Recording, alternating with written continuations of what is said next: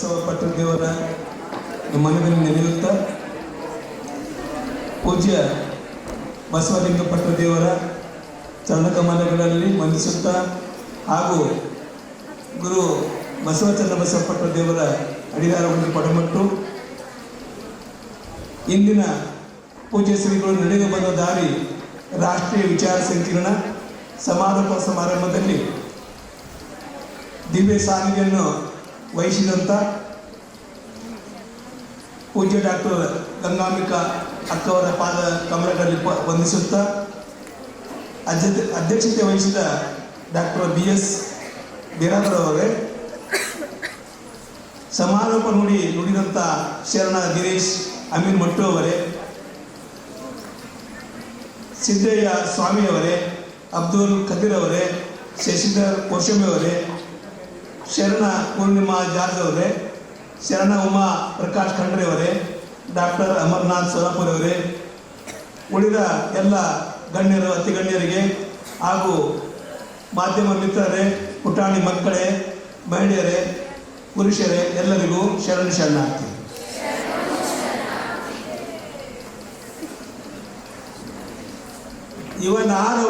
ಇವನಾರವ ಎಂದೆನಿಸಿದರಯ್ಯ, ಇವ ನಮ್ಮವ ಇವ ನಮ್ಮ ಮನೆಯ ಮಗನೆಂದೆನಿಸುವಯ್ಯ ಅಂತಕ್ಕಂಥ ಮಾತನ್ನ ಲಿಂಗಕ್ಕೆ ಪೂಜ್ಯ ಚನ್ನಬಸವ ಪಟ್ಟದೇವರು ಮಠದಲ್ಲಿ ಯಾರೇ ಬರಲಿ, ಯಾವ ಸಮುದಾಯದವರು ಇರಲಿ, ಅವರಿಗೆ ಶರಣರ ಬಲವೆನಿಗೆ ಪ್ರಾಣ ಜೀವಾಲಯ ಎಂಬಂತೆ ಅವರನ್ನು ಕರೆದು ಆದರ ಸಂಸ್ಕಾರ ಮಾಡತಕ್ಕಂಥ ಪ್ರಥಮ ವ್ಯಕ್ತಿ ಅಂದರೆ ಪೂಜ್ಯ ಚನ್ನಬಸವ ಪಟ್ಟದೇವರು ಅಂತ ಹೇಳಬಹುದು.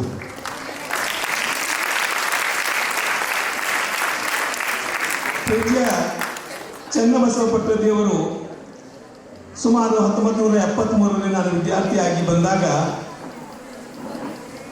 ಬಸವ ಕಲ್ಯಾಣದ ಒಂದು ಜೀರ್ಣೋದ್ಧಾರ ಒಂದು ಅನುಭವ ಮಠ ಮಾಡಬೇಕು ಅಂತಕ್ಕಂಥ ಒಂದು ಕಲ್ಪನೆ ಇದ್ದಾಗ ಬಾಲಿಕೆಯ ಮಠದ ಎಲ್ಲ ಶರಣರು ಇಲ್ಲ, ಇವಾಗ ಅಲ್ಲಿ ಹೋಗಿಬೇಡಿ, ಹೋದರೆ ನಮಗೆ ಇಲ್ಲಿ ಯಾರು ನೋಡುವವರು ಯಾರು ಇಲ್ಲ ಅಂತಕ್ಕಂಥ ಮಾತನ್ನು ಹೇಳಿದರೂ ಕೂಡ ಇಲ್ಲ, ನಾನು ಹೋಗಲೇಬೇಕು ಅಂತ ಪಾದಯಾತ್ರೆ ಮುಖಾಂತರ ಬಾಲಿಕೆಯಿಂದ ಬಸವ ಕಲ್ಯಾಣವರೆಗೆ ಹೋಗುತ್ತಾರೆ. ಅಲ್ಲಿ ಹೋಗಿ ಎಷ್ಟು ಆನಂದದಿಂದ ಅವರು ತಮ್ಮ ಕಲ್ಲು ಮಣ್ಣು ಉಸುಕು ತಾವು ಸ್ವತಃ ನಿಂತು ಆ ಒಂದು ನೂತನ ಅನುಭವ ಮಂಟಪ ಇವತ್ತು ತಾವು ನೋಡಬಹುದು. ಅದರಂತೆಯೇ ಬಸವಲಿಂಗ ಪಟ್ಟದೇವರು ನೂತನ ಅನುಭವ ಮಂಟಪವನ್ನು ರಚನೆ ಮಾಡುತ್ತಾ ಇನ್ನೊಂದು ಅನುಭವ ಮಂಟಪವನ್ನು ಮಾಡಿದ್ದು ಅದು ಬಸವಲಿಂಗ ಪಟ್ಟದೇವರಿಗೆ ಸಲ್ಲುತ್ತದೆ. ಅದು ಆ ಪ್ರಾಯಶಃ ಚನ್ನಬಸವ ಪಟ್ಟದೇವರ ಒಂದು ಆಶೀರ್ವಾದ ಫಲ ಅಂತ ನಾನು ತಿಳ್ಕೊಂಡಿದ್ದೇನೆ. ಇಂಥ ಅನುಭವ ಮಂಟಪ ಒಂದು ಗುಲ್ಬರ್ಗದಲ್ಲಿ ಕೂಡ ಆಗಿದೆ. ಒಂದು ಗುರುಗಳು ಶರಣರು ಮೆಟ್ಟಿದ ಧರೆ ಪಾವನ ಎಂಬಂತೆ ಅವರು ಏನೇನು ಎಲ್ಲೆಲ್ಲಿ ಹೋಗಿದಾರಲ್ಲ ಅಲ್ಲಿ ಆ ಅನುಭವ ಮಂಟಪ ಪ್ರತಿಯೊಂದು ಜಿಲ್ಲೆಯಲ್ಲಿ ಆಗ್ತಾ ಹೋಗ್ತಕ್ಕಂಥ ಭರವಸೆ ನನಗಿದೆ. 1990ರಲ್ಲಿ ಪೂಜ್ಯ ಲಿಂಗೈಕ್ಯ ಚನ್ನಬಸವ ಪಟ್ಟದೇವರು, ಬಸವಲಿಂಗ ಪಟ್ಟದೇವರು, ಹೀಗೆ ವಿ ಸಿದ್ದರಾಮಣ್ಣವರು, ಶರಣ ಮಲ್ಲಾಳ ಶರಣರು, ಅನೇಕ ಸುಮಾರು ಒಂದು 8-10 ಜನರು ದೆಹಲಿಗೆ ಬಂದಾಗ ಅವರ ಒಂದು ನಮ್ಮ ಭಾರತದ ರಾಷ್ಟ್ರಪತಿಯವರು ಜಗದೀಶ್ ಅವರ ಕಡೆಯಿಂದ ಒಂದು ಸನ್ಮಾನ ಕಾರ್ಯಕ್ರಮವನ್ನು ಸಲುವಾಗಿ ಕರೆಸಿದ್ದೀವಿ. ಆ ಸಮಯದಲ್ಲಿ ಭಾರತದ ರಾಷ್ಟ್ರಪತಿಯವರು ಇಂಗ್ಲೆಂಡಿಗೆ ಹೋಗಬೇಕಾಗಿತ್ತು. ಅದನ್ನು ಕಂಡ ಶ್ರೀಗಳು ಬಸವಣ್ಣನವರ ಒಬ್ಬ ಅನುಯಾಯಿ ದೆಹಲಿಗೆ ಬರುತ್ತಿದ್ದಾರೆ ಅಂತ ವಿಷಯ ತಿಳಿದ ಮೇಲೆ ಅದನ್ನು ಕ್ಯಾನ್ಸಲ್ ಮಾಡಿ ಅವರಿಗೆ ಸನ್ಮಾನ ಮಾಡಿರ್ತಕ್ಕಂಥ ವ್ಯಕ್ತಿ ಅಂದರೆ ಜಗದೀಶ್ ಅವರು. ಅವರ ಒಂದು ಅನುಯಾಯಿ ಚನ್ನಬಸವ ಪಟ್ಟದೇವರು ಅಂತ ಬರ್ತಾ ಇದ್ದಾರೆ ಅಂತಕ್ಕಂಥ ಸ್ವಾಗತ ಮಾಡಿರ್ತಕ್ಕಂಥ ವ್ಯಕ್ತಿ ಅಂದರೆ ಜಗದೀಶ್ ಅವರು. ಅವರ ಆಶೀರ್ವಾದದ ಫಲ ಇವತ್ತು ನಾವು ನೋಡಬಹುದು. ಮತ್ತೊಂದಾಗಿ ಶಿವರಾಜ್ ಪಾಟೀಲ್ ಅವರು ಸ್ಪೀಕರ್ ಆಗಿದ್ದರು. ಅವರ ಹೊತ್ತಿನಲ್ಲಿ ಅವರು ಒಂದೆರಡು ಮಾತನ್ನು ಹೇಳಿದರು. ನಮ್ಮ ಪಾರ್ಲಿಮೆಂಟಿನಲ್ಲಿ ಒಂದು ಅನುಭವ ಮಂಟಪ ಒಂದು ಆಗಬೇಕು ಅಂತಕ್ಕಂಥ ಒಂದು ಕಲ್ಪನೆ ಅವರಿಗೆ ತಿಳಿಸಿದಾಗ, ಆಯ್ತು ಗುರುಜಿ ಒಂದು ನೋಡೋಣ ಅಂತಕ್ಕಂಥ ಮಾತನ್ನು ಹೇಳಿದಾಗ ಶಿವರಾಜ್ ಪಾಟೀಲ್ರು ಮತ್ತು ಡೆಪ್ಯೂಟಿ ಸ್ಪೀಕರ್ ಮಲ್ಲಿಕಾರ್ಜುನವರು ಇದ್ದಾಗ ಶಿವಾಜಿ ಸ್ಟ್ಯಾಚು ಬಂದಾಗ ಶ್ರೀ ಮಲ್ಲಿಕಾರ್ಜುನ ಡೆಪ್ಯೂಟಿ ಸ್ಪೀಕರ್ ಮಲ್ಲಿಕಾರ್ಜುನ ಅವರು ಇದ್ದಾಗ ನಾನು ಆವಾಗ ಅಲ್ಲೇ ಇದ್ದೆ. ಇದೇ ಒಂದು ಸಮಯ ನೋಡಿಕೊಂಡು ಆವಾಗ ಒಂದು ಬಸವೇಶ್ವರ ವಿಷಯವಾಗಿ, ಅಕ್ಕಮಲೆ ವಿಷಯವಾಗಿ, ನಮ್ಮ ಕಿತ್ತೂರು ಚೆನ್ನಮ್ಮ ವಿಷಯವಾಗಿ ಬರೆದು ಕೊಟ್ಟಾಗ 2 ಪುತ್ಥಳಿಗಳು ಮಾತ್ರ ಶಾಂಕ್ಷನ್ ಆಗಿದ್ದು. ಅದು ಸ್ತ್ರೀಗಳಿಗೆ ಸಲ್ಲುತ್ತೆ ಅಂತಕ್ಕಂಥ ಒಂದು ಹೆಮ್ಮೆಯಿಂದ ನಾನು ಹೇಳಬಲ್ಲೆ. ಹೀಗಾಗಿ ಮುಂದೆ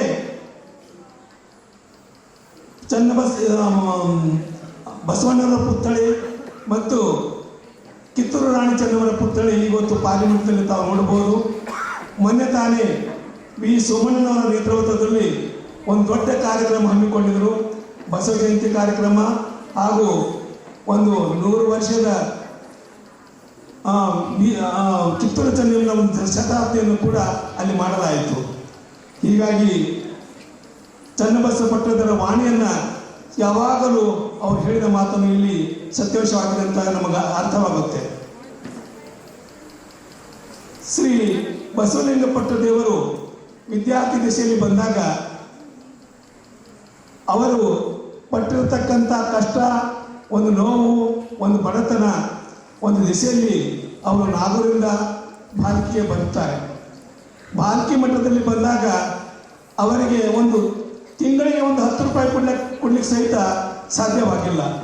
ಅಂಥ ಸಮಯದಲ್ಲಿ ಹೇಳಿದಾಗ ಏನು ಮಾಡ್ತೀಯ ಅಂತ ಕೇಳಿದಾಗ, ಇಲ್ಲ ತಾವು ಏನು ಕೆಲಸ ಕೊಡ್ತೀರಿ ಅದನ್ನು ಮಾಡ್ಕೊಂಡು ಹೋಗ್ತೀನಿ ಅಂತಕ್ಕಂಥ ಮಾತನ್ನು ಹೇಳಿದಾಗ, ಮುಂಜಾನೆ 10 ಕೂಡ ನೀರು, ಸಾಯಂಕಾಲ 10 ಕೂಡ ನೀರು, ಆಮೇಲೆ ಸೋಮವಾರಕ್ಕೊಮ್ಮ ಮಠ ಸಾರಿಸಬೇಕು ಸೆಗಣಿಯಿಂದ, ಮತ್ತು ಹಾಸಿದ ಬಟ್ಟೆಗಳನ್ನು ತೆಗೆದು ಇವೆಲ್ಲ ಕೆಲಸಗಳು ಮಾಡಿದ ಮೇಲೆ ಕಾಲೇಜ್ಗೆ ಹೋಗಬೇಕು.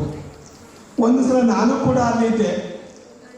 ಕಾಲೇಜು 7 ಗಂಟೆ, ಬ್ರೇಕ್ಫಾಸ್ಟ್ ಮಾಡಿ ಹೋಗ್ಬೇಕಂತಂದರೆ ಇನ್ನು ನಾನು ನೀರು ತರಲಿಕ್ಕೆ ಸಮಯ ಇರಲಿಲ್ಲ. ಶಿವಲಿಂಗಪ್ಪ ಅಂತಕ್ಕಂಥ ಒಬ್ಬ ಪುಕ್ಕ ಇದ್ದ, ಇಲ್ಲ ನೀನು ನೀರು ಹಾಕುವ, ನೀನು ರೊಟ್ಟಿ ಕೊಡ್ತೀನಿ, ಇಲ್ಲ ರೊಟ್ಟಿ ಕೊಡೋಂಗಿಲ್ಲ ಅಂತಕ್ಕಂಥ. ಅದು ದುಗಡದಲ್ಲಿದ್ದಾಗ ನಾನು ಅಲ್ಲಿ ಹೋದಾಗ ನಾನು ರೊಟ್ಟಿ ಕಸ್ಕೊಂಡೆ. ಅದರಲ್ಲಿ ಒಂದು ರೊಟ್ಟಿ ಕೆಳಗಡೆ ಬಿತ್ತುಕೊಂಡು ಅವ್ರು ತೊಗೊಂಡು ಹೋಗ್ಬಿಟ್ಟ. ಒಂದು ಇಲಿ ಏನು ಮಾಡ್ತು ಅಂದ್ರೆ ಆ ರೊಟ್ಟಿಯನ್ನು ತೊಗೊಂಡು ಹೋಗ್ತಾ ಇತ್ತು. ಅದನ್ನು ನೋಡಿ ಆ ಇಲಿ ನಮ್ಮನ್ನು ಅದು ನೋಡಿ ಅದು ಇಲಿ ರೊಟ್ಟಿ ಬಿಟ್ಟು, ಆವಾಗ ನಾನು ಅರ್ಧ ರೊಟ್ಟಿ, ಅವರು ಅರ್ಧ ರೊಟ್ಟಿ ತಿಂದಿದ್ದು. ಅದು ಇವತ್ತು ನಾನು ತಮ್ಮ ಗಮನಕ್ಕೆ ತರ್ತಾ ಇದ್ದೀನಿ. ಅದು ಯಾರು ಅಂತಂದ್ರೆ ಬಸವಲಿಂಗ ಪಟ್ಟದೇವರು. ಇಂಥ ಬಡತನದಿಂದ ಆ ನೋವು ನನಗೆ ಇನ್ನೊಂದು ನೆನಪಾದರೆ ದುಃಖ ಆಗುತ್ತೆ. ಅವರು ದಿನಾದ ಕಸ ಓಡಿಸ್ತಕ್ಕಂಥದ್ದು, ನೀರು ತರತಕ್ಕಂಥದ್ದು ಎಷ್ಟು ಕಷ್ಟಗಳು ಅಂತಂದರೆ, ಆ ಕಡೆ ಮನೆಗೆ ಹೋಗಬೇಕಂದ್ರೆ ಕಡು ಬಡತನ, ಈ ಕಡೆ ಕೆಲಸ ಮಾಡಬೇಕಂದ್ರೆ ತ್ರಾಣ ಇಲ್ಲದಂಥ ಒಂದು ಪರಿಸ್ಥಿತಿ, ಕಾಲೇಜಿಗೆ ಹೋಗಬೇಕು 7 ಗಂಟೆಗೆ. ಇವೆಲ್ಲ ಕೆಲಸಗಳ ಮಧ್ಯದಲ್ಲಿ ಅವರು ಧೈರ್ಯದಿಂದ ಕೆಲಸಗಳನ್ನು ಮಾಡಿ ನಮ್ಮ ಕಸವನ್ನು ಗುಡಿಸಿದಲ್ಲದೆ ಜನರ ಮನಸ್ಸಿನ ಕಲ್ಮಶವನ್ನು ತೆಗೆದಕ್ಕಂಥ ವ್ಯಕ್ತಿ ಅಂದರೆ ಬಸವಲಿಂಗ ಪಟ್ಟದೇವರು ಸಲ್ಲುತ್ತೆ. ಅವರು ತೆಗೆದ ನೀರು ಇವತ್ತು ತೀರ್ಥ ಆಗಿದೆ. ಅನೇಕ ಹರಿಜನ ಗಿರಿಜನ ಆ ಬಾವಿಗೆ ಬಂದು ನೀರನ್ನು ತೆಗೆದುಕೊಂಡು ಹೋಗಿದ್ದಾರೆ. ಅನೇಕ ಸಮುದಾಯದವರು ಮಠದಲ್ಲಿ ಓದುತ್ತಾ ಇದ್ದಾರೆ. ನಾವು 6 ಜನ ಇರತಕ್ಕಂಥ ಒಂದು ಸ್ಟೂಡೆಂಟ್ಗಳು ಇವತ್ತು ಸುಮಾರು 400ಕ್ಕೂ ಹೆಚ್ಚು ಮಕ್ಕಳು ಹಿರೇಮಠ ಸಂಸ್ಥಾನದಲ್ಲಿ ಓದ್ತಾ ಇದ್ದಾರೆ. ಹಿರೇಮಠದಲ್ಲಿ ಬಡ ಮಕ್ಕಳಿಗೆ ವ್ಯವಸ್ಥೆನೇ ಆಗಿದೆ. ಆದರೆ ಒಂದು 300 ಸಂಸ್ಥೆಗಳನ್ನು ಮಾಡಿರ್ತಕ್ಕಂಥ ಗುರುಗಳು ಒಂದು 6 ಮಕ್ಕಳಿಗೆ ಸಲ್ಲತಕ್ಕಂಥ ಸಾಧ್ಯ ಯಾಕೆ ಆಗಿಲ್ಲ ಅಂತಕ್ಕಂಥ ಇವತ್ತು ನನ್ನ ಪ್ರಶ್ನೆ ಬರ್ತಾ ಇದೆ. ಯಾಕೆ ಹೀಗೆ ಆಯಿತು? ಆ ಮಕ್ಕಳಿಗೆ ಯಾವ ರೀತಿಯಾಗಿ ತಾಯಿ ತಂದೆ ಕೂಲಿ ಮಾಡಿ ಮಕ್ಕಳನ್ನು ಓದಿಸ್ಬೇಕು, ಬರೆಸ್ಬೇಕು, ಅವ್ರಿಗೆ ಅನ್ನ ಹಾಕಬೇಕು ಅಂತ ಹೋಗಿ ಪಟ್ಟದೇವರು ಮುಷ್ಟಿ ಭಂಡಾರನ ಮಾಡ್ತಾ ಇದ್ದರು. ನಾನು ಅವ್ರ ಜೊತೆಯಲ್ಲಿ ಇರ್ತಾ ಇದ್ದೆ. ಆಮೇಲೆ ಒಂದು ಮುಷ್ಟಿ ಭಂಡ ಅಡಕದಲ್ಲಿ ಭಾರತೀಯದಲ್ಲಿ ದುಕಾನಕ್ಕೆ ಹೋಗ್ತಾ ಇದ್ದೀವಿ. ಒಬ್ಬರು ಏನೋ ಅಂತಿರು, ಒಬ್ರು ಏನೋ ಅಂತಿರು. ಅಪ್ಪವ್ರೆ ನಿಮ್ಗೆ ಹೀಗಂತಾರೆ ಅಂತಾರಲಿ, ಅವ್ರು ಅನ್ನೋ ಕೆಲಸ ಇದೆ, ನಮ್ಗೆ ಮಾಡುವ ಕೆಲಸ ಇದೆ. ಅದನ್ನು ತಂದು ಬೀಸಿ ಮಕ್ಕಳಿಗೆ ಗಂಜಿ ಕುಡಿಸತಕ್ಕಂಥ ಕೆಲಸ ಗುರುಗಳು ಮಾಡಿದ್ದು ನಾನು ಕಣ್ಣಾರೆ ನೋಡಿದ್ದೆ. ಅವ್ರಿಗೆ ಯಾಕೆ ಬೇಕಾಗಿತ್ತು? ಅವರು ಒಂದು ಟೇಕಣಿ ಅಂತ ಹೊಲ, ಅಲ್ಲಿ ಹೋಗಿ ಕಲ್ಲುಗಳನ್ನು ಆಯ್ತಾ ಇದ್ರು, ಸದೆ ಕಳೀತಾ ಇದ್ರು, ನಟ್ಟುಗಳನ್ನು ತೆಗಿತಾ ಇದ್ರು. ಯಾಕೆ? ಯಾರಿಗಾಗಿ? ಆಮೇಲೆ ಕಾರ್ಯಮಂಗಿ ಮೋಗಿದ್ದಲ್ಲಿ ನಾನು ಹೋದಾಗ ಅವರು ಚಪ್ಪರಂತೀವಲ್ಲ, ಆ ಚಪ್ಪರನ್ನು ಹೊಡಿತಾ ಇದ್ರು. ಮುತ್ತಿನಲ್ಲಿ ಸ್ವತಃ ಕಟ್ಕೊಂಡು ಬಂದು ಹುಲ್ಲುಗಳನ್ನು ಕಟ್ಕೊಂಡು ಆ ಎತ್ತುಗಳಿಗೆ ಒಂದು ಆಸರೆ ಮಾಡತಕ್ಕಂಥ ಕೆಲಸ ಮಾಡಿದ್ದು ನಾನು ಕಣ್ಣಾರೆ ನೋಡಿದ್ದೆ. ಅಲ್ಲಿ ಒಂದು ಮನಾಳಕ್ಕೆ ಹಾವುಗಳು ಇರ್ತಿದ್ವು, ಸಣ್ಣ ಸಣ್ಣ. ವೈದ್ಯನಾಥ್ ಅದಕ್ಕೆ ಅವು ಹುಡಿಬೇಡಪ್ಪ, ಅವು ನಿಮ್ಗೆ ಕಚ್ಚೋದಿಲ್ಲ, ಅವಕ್ಕೇನು ಮಾಡೋದಿರತಕ್ಕಂಥ ಒಂದು ಕರುಣಾಮಯಿ ಹೊಂದಿರತಕ್ಕಂಥ ಚನ್ನಬಸವಪಟ್ಟ ದೇವರು 109 ವರ್ಷ ಬಾಳಿ ಇವತ್ತು ನಮ್ಮ ಎದುರು ಇದ್ದರೂ ಕೂಡ ಇವತ್ತು ಒಂದು ಅನುಭವ ಮಂಟಪ ತಕ್ಕಂಥ ಒಂದು ಕಣ್ಣೀರು ನಮಗೆ ನೋಡಿದ್ರೆ ಅವರು ಎಷ್ಟು ಆನಂದ ಪಡ್ತಾ ಇದ್ದಾರೆ ಅಂತಕ್ಕಂಥ ಮಾತನ್ನು ಇವತ್ತು ನನಗೆ ನೆನಪು ಮಾಡ್ತಾರೆ.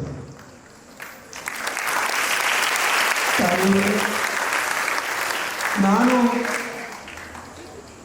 ಬಸವಲಿಂಗ ಪಟ್ಟದೇವರ ತಾಯಿಯವರ ಹತ್ರ ಸುಮಾರು ಸಲ ಹೋಗಿದ್ದೆ. ಅವರು ಹತ್ತು ಹೇಳಿದರು, ವೈಜನಾಥ್ ಅವರೇ, ನನ್ನ ಮಗ ಮಾತಾಡ್ಲಿಕ್ಕೆ ಬರೋದಿಲ್ಲ, ಅವನಿಗೆ ಶಕ್ತಿ ಇಲ್ಲ, ನೀನು ಮಾತ್ರ ಜೋಪಾನ ಮಾಡು, ಅವ್ರ ಮಾತನ್ನು ಬಿಡಲಿಕ್ಕೆ ಹೋಗ್ಬೇಡಪ್ಪ, ಯಾವಾಗಲೂ ನಿನ್ನ ಜೊತೆ. ನಾನು ಅವರು ಒಂದೇ ಕೋಣೆಯಲ್ಲಿದ್ದವರು, ಒಂದೇ ತಟ್ಟೆಯಲ್ಲಿ ಊಟ ಮಾಡಿದವರು. ಆದರೆ ಆ ಮಾತಾಜಿಯವರ ಶಕ್ತಿ ಇವತ್ತು ಜಗವನ್ನೇ ಮಕ್ಕಳನ್ನಂತ ಅಂತಕ್ಕಂಥ ಸೇವೆಯನ್ನು ಸಲ್ಲಿಸ್ತಾ ಇದ್ದಾರೆ. ಬಸವಲಿಂಗ ಪಟ್ಟದೇವರಿಗೆ ಹೇಗೆ ಮಾಡುತ್ತಾರೆ ಅಂತಕ್ಕಂಥದ್ದು ಯಾರಿಗೂ ಎಲ್ಲರಿಗೂ ಕೂಡ ಅದು ಅಚರಜ ಆಗಿತ್ತು. ಇವರೇನು ಆಸಕ್ತಿ ಇದ್ದಾನೆ, ಈ ಮಠವನ್ನು ಕೂಡ ನಾವು ಕಬಳಿಸಬಹುದು ಅಂತಕ್ಕಂಥ ತಾಕತ್ತು ಕೆಲವರಿಗಿತ್ತು. ಆದರೆ ಚನ್ನಬಸವ ಪಟ್ಟದೇವರ ಆಶ್ರಯ, ಅವರ ಆಶೀರ್ವಾದ ಹೆತ್ತರಿತ್ತು ಅಂತಂದರೆ ಆ ಮಾತನಿಗೆ ಎಲ್ಲರೂ ಕೂಡ ಒಂದು ದಿಕ್ಕೆಟ್ಟು ಹೋಗ್ಬಿಟ್ರು. ಶಿವಯೋಗ ಆಶ್ರಮ ಅಂತ ಇತ್ತು, 5 ಎಕರೆ ಜಮೀನು ಕೂಡ ನನ್ನದು ಅಂತಕ್ಕಂಥ ಭಾವನೆಯಿಂದ ಕೂಡಿದ್ರು ಕೂಡ ಇದು ಚನ್ನಬಸವ ಪಟ್ಟದೇವರ ಆಶ್ರಮ ಆಗಬೇಕು, ಇದು ನಾನು ಮಾಡಲೇಬೇಕು ಅಂತ ಹಠ ಹಿಡಿದು ಮಾಡಿ ತೋರಿಸ್ತಾ ಇದ್ದಾರೆ. ಗುರುಗಳೇ, ಇವತ್ತು ಒಂದು ವೇಳೆ ಶಾಂತಿವರ್ಧಕ ಎಜುಕೇಷನ್ ಸೊಸೈಟಿಯ ಒಂದು ಚೇರ್ಮನ್ ಆಗಿರ್ತಿದ್ರು ಅಂತಂದರೆ ಈ ನಾವೆಲ್ಲ ಇವೆಲ್ಲ ಕಾಣ್ತಾ ಇರಲಿಲ್ಲ. ಆ ಚೇರ್ಮನ್ಶಿಪ್ ಒಂದು ಹೋಗಿದ ಮೇಲೆ ಇವತ್ತು ನಾವು ಸುಮಾರು 200-300 ಅನುಭವ ಮಂಟಪ ನೋಡ್ತಾ ಇದ್ದೀವಿ. ನಾನು ಬಂದಾಗ 1 ಎಕರೆ ಜಮೀನು 2 ಎಕರೆ ಜಮೀನು ಇತ್ತು.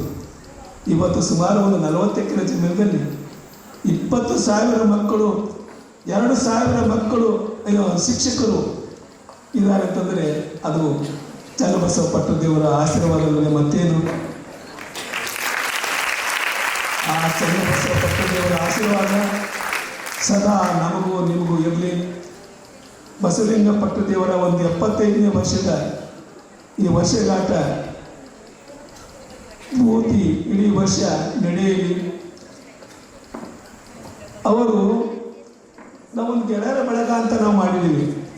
ಆವಾಗಲೂ ಕೂಡ ಒಂದು ಚೆಂಬೆಳಕು ಅಂತ ಒಂದು ಪುಸ್ತಕ ತಂದಿದ್ದೀವಪ್ಪ ಚನ್ನಬಸವ ಪಟ್ಟದೇವರ ಮೇಲೆ. ಆವಾಗಲೂ ಕೂಡ ಅವರು ಅಧ್ಯಕ್ಷರಾಗಿದ್ದರು, ನಾನು ಕೋಶಾಧ್ಯಕ್ಷನಾಗಿದ್ದೆ. 1971ರಲ್ಲಿ ಶಿವಾನುಭವ ಶಿಬಿರ ಧಾರವಾಡದಲ್ಲಿ ಹೋದಾಗ ನಾವು ತಪ್ಪಿ ಪ್ಯಾಸೆಂಜರ್ ಟ್ರೈನಿಂದ ಎಕ್ಸ್ಪ್ರೆಸ್ ಟ್ರೈನಲ್ಲಿ ಹೋದಾಗ ನಮ್ಮನ್ನು ಹಿಡಿದುಬಿಟ್ರು. ಬಸವಲಿಂಗ ಪಟ್ಟದೇವರು ಗಡಾಡನ್ನು ನಡಕ್ತಾ ಇದ್ರು. 4 ಜನ 5 ಜನ ನಮ್ಮನ್ನು ಹಿಡ್ಕೊಂಡು ಒಂದು ಮೂಲೆಯಲ್ಲಿ ತಗೊಂಡು ಹೋದರು. ಹೀಗಾಗಿ ಅದನ್ನು ಪಟ್ಟದೇವರು ಅಂಜದೆ ಅಳಕದೆ ಇದ್ದ ವಿಷಯಗಳನ್ನು ನಾನು ಒಂದು ಶಿವಾನುಭವ ಶಿಬಿರಕ್ಕೆ ಹೋಗ್ತಾ ಇದ್ದೀವಿ, ನಮಗೆ ಗೊತ್ತಿರಲಿಲ್ಲ, ನಮ್ಮ ಹತ್ರ ಯಾವ ಹಣ ಇಲ್ಲ ಅಂತ ತಂದು ಅವ್ರು ಶಿಬಿರ ಮುಗಿಸ್ಕೊಂಡು ಅನೇಕ ಪುಸ್ತಕಗಳನ್ನು ಮಾರ್ತಾ ನಾವು ಬಂದಿದ್ದು ಆಗಿನ ನೆನಪಲ್ಲಿ ಬಂದರೆ ಅವ್ರು ಎಷ್ಟು ಸಹಿಷ್ಣುವಾದಿ. ಇವತ್ತು ಅನಾಥ ಮಕ್ಕಳನ್ನು ನನ್ನ ಮಕ್ಕಳು ಅಂತ ತಿಳ್ಕೊಂಡು ಯಾವ ರೀತಿಯಾಗಿ ಅವರು ತಂದೆ ತಾಯಿ ನನ್ನ ಮಕ್ಕಳು ಅಂತಕ್ಕಂಥ ಇವತ್ತು ನಾವು ದಿವ್ಯಾಂಗತೆ ಯಾವ ರೀತಿಯಾಗಿ ಹೇಳ್ತಾ ಇದ್ದಾರಲ್ಲ, ಅದನ್ನು ನೋಡಿದ್ರೆ ನಮಗೆ ಭಾಳ ಸಂತೋಷ, ನಾವು ಅಷ್ಟೇ ಆನಂದನೂ ಕೂಡ ಆಗುತ್ತೆ.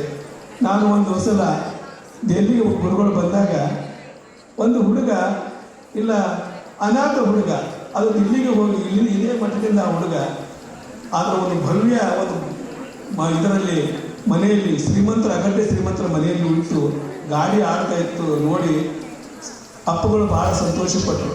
ಯಾವುದೋ ಕಸದ ಬಿದ್ದಿರತಕ್ಕಂಥ ಒಂದು ಮಗು ಇಂಥ ದೊಡ್ಡ ಶ್ರೀಮಂತರ ಮನೆಯಲ್ಲಿ ಉಳಿದು ನೋಡಿ ಭಾಳ ಸಂತೋಷ ಆಯಿತು. ಅವರು ಮತ್ತೆ ಅವ್ರಿಗೆ ಆಧಾರ ಸತ್ಕಾರ ಮಾಡಿ ಬಂದರು. ಅಂಥ ಗುರುಗಳು ಇವತ್ತು ನಮ್ಮ ಮಠದಲ್ಲಿದ್ದಾರೆ. ಅವರ ದೇವರು ಆಯುಷ್ಯ ಆರೋಗ್ಯ ಸಂಪತ್ತು ನೀಡಿ ಮಾಡಲಿ ಅಂತ ಹೇಳಿ ನನ್ನ ಎರಡು ಮಾತಿಗೆ ವಿರಾಮ ಕೊಡುತ್ತೇನೆ. ಅಂದಿನ ದಿನಗಳನ್ನು